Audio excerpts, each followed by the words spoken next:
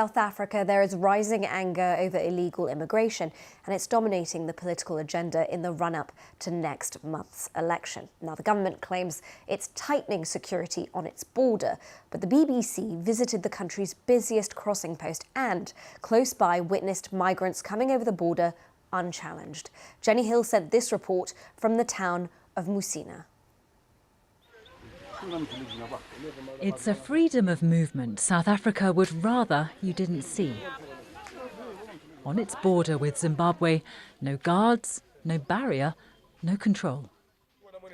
It's supposed to be an official border between two countries, but people here tell us it's just a 5-minute walk from the nearest village in Zimbabwe, over there, across this dried up river, to South Africa. There's nothing to stop them.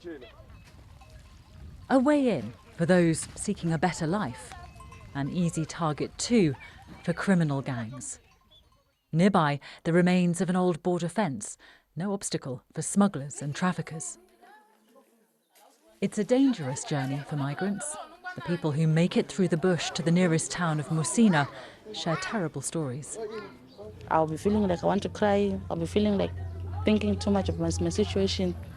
The men who raped Portia could see she was pregnant. She told us they attacked her with glass bottles too. When I try to sleep some of the times, I see those regions. I see what those men did in front of me. For South Africa's undocumented migrants, a life in the shadows. There is no electricity, even just come in, you can see it. No one knows how many people, like Telenda, have slipped into the country and plan to stay. He can't go back to Zimbabwe, he says. There is nothing there. We are still starving, there is no food, there is whatever. South Africa wants to take back control. Off to defend its borders, new recruits. But even the head of a recently formed border authority admits it's going to take time. I can assure you now that the current leadership of the country understands the criticality of this work. So we have started to fortify the environment, we have started to sanitize the environment, and hopefully in the next few years we should be able to succeed. South Africa's ruling party may not have years. Illicit cross-border trade may be flourishing, but this country is not.